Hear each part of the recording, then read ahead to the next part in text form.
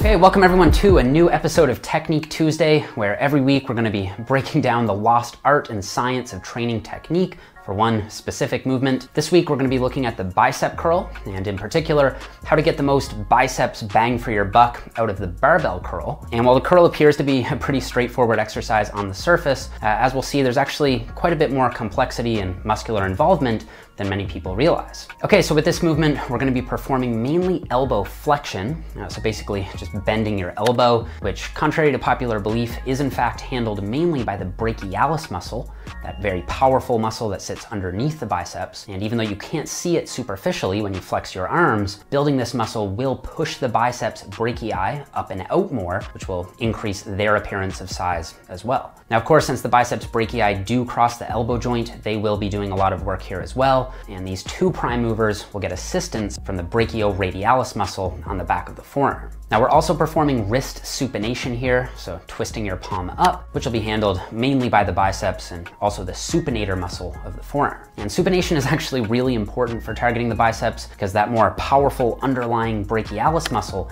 can't contribute to supination, meaning the biceps will have to handle the brunt of the load here. Also, when viewing the curl from the side, you can see that some degree of shoulder flexion is happening, which is fine. The biceps, in particular the long head that forms the biceps peak, assists the front delt with shoulder flexion, since the biceps also crosses the shoulder joint and can help bring the arm up like in a front raise. Finally, throughout the curl, there will be an isometric wrist flexion contraction, where the muscles of the anterior forearm prevent the wrist from bending backwards, maintaining that neutral wrist position throughout the curl. Now, I put the barbell curl, easy bar curl, and dumbbell curl on pretty much even footing here. The main advantage of the barbell curl is that you can more easily apply progressive overload with minimal load increases week to week, adding just 2.5 pounds to each side as needed. Whereas with dumbbells, you may have to make bigger jumps of 5 pounds per side, which could compromise form or delay load progression. And while the barbell does allow for a slightly more supinated wrist position than the easy bar, I don't think this difference is practically relevant, especially if you cue for supination, as we'll discuss in a minute. And if the easy bar feels better for you or more comfortable on your wrists, then I think you should just go with that. And we'll return to the dumbbell curl in a little bit. Okay, so generally speaking, you want to load the bar with light to moderate load in a relatively higher rep zone, around 8 to 20 reps, because loading the biceps too heavily will just result in form breakdown as other muscles come in and help heave the weight up. And throughout the curl, rather than having the amount of weight at the forefront, I think you really want to focus on improving your mind-muscle connection with the biceps and squeezing the biceps as you curl. One 8-week training study from Schoenfeld and colleagues found that focusing on squeezing the biceps resulted in significantly more hypertrophy than just focusing on moving the weight. So you want to grab the bar with a comfortable grip width, which for most people will be at just about shoulder width. Now, because the long head of the biceps is a stronger shoulder abductor than the short head, taking a wider grip may target the biceps peak slightly more. However, at this point, that's just kind of my own speculation, and it might not actually be worth the reduced range of motion you get from going wider. And I'm personally not a fan of the very close grip, as it also reduces range of motion, and according to one source, reduces biceps EMG amplitude by 13% relative to a shoulder width grip. As a quick aside, when it comes to targeting the long head or that outer peak, Dr. Brad Schoenfeld has recommended performing exercises where the upper arm is held behind the body, where the long head will be placed under greater stretch. So if your goal is to maximize the peak, in addition to the basic barbell curl, you may want to also include an incline dumbbell curl or a Bayesian cable curl, where the arm is held back behind the torso. Okay, back to the barbell curl. So with a comfortable, roughly shoulder width, supinated or underhand grip, stand upright with the barbell, keeping a strong shoulder width stance with a braced core and slightly bent knees. Now, unlike with the bench press, here you want to purposefully take a more loose grip with your hands and fingers, which will increase biceps involvement by minimizing activation of the elbow flexors of the forearm. You want to make sure that before initiating the curl, your elbows are tucked in comfortably close to your sides, and just before initiating the curl, you want to slightly flex the shoulder, or in other words, bring your arms forward by about 10 degrees. And at the same time, try tilting your scapulae posteriorly. Since the short head of the biceps attaches on the front end of the scapula, tilting them posteriorly will pull tension into the biceps. As you begin the curl, think about putting the majority of the pressure on your pinky and ring fingers rather than your pointer and middle fingers, which will force the wrist into a more supinated position, further shifting tension onto the biceps. You want to think about curling the bar out in front of you in an arc rather than straight up. And let's just look at the difference here. So on the left, we're just pulling the bar straight up, and on the right, we're swinging the bar out in an arc.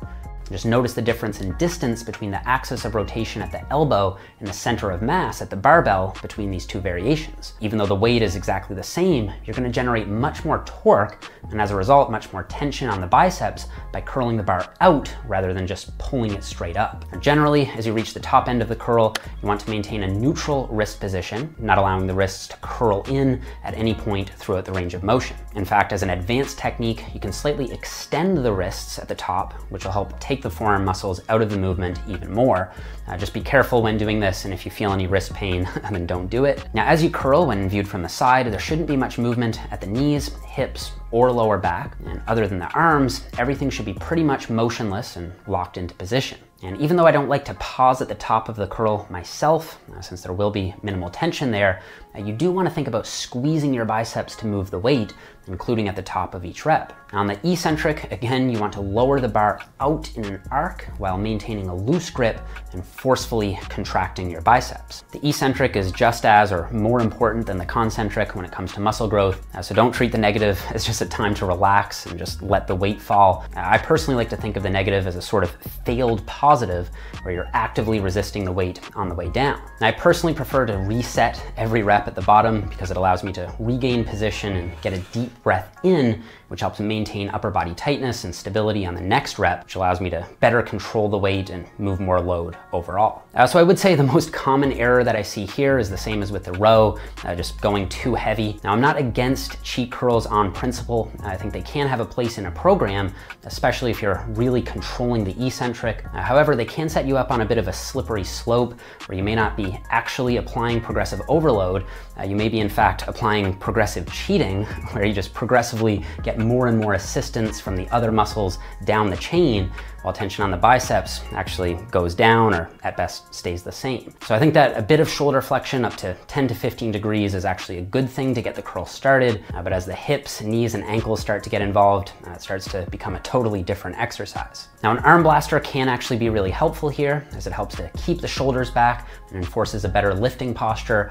However, you don't want to use it as a crutch, and as with most exercises, you should learn proper form without the aid of supplemental lifting gear first. Another common error that I see all the time is lack of active supination. Many people will correctly curl with an underhand grip, but then forget to actively supinate by driving their pinky and ring fingers into the bar, which can result in a curl where the forearms perform much more of the work than the biceps. Now, I want to quickly mention the standing dumbbell curl here as an excellent adjunct exercise, since it has the advantage of hitting each arm individually, which can correct for asymmetries. And unlike the barbell, you can start with a neutral wrist position and then supinate throughout the concentric. Now, to maximize on this, you want to curl with your pinky finger in the center of the dumbbell, which is going to force your biceps to fire harder when performing supination. Of course, combining exercises is usually the best way to work around slight pitfalls in each individual movement, so don't be scared to periodically vary your routine while using the basic barbell or easy bar curl as the bread and butter movement of your arm building program. 最优质的训练环境，最棒的训练器材，So Fit 健身魂。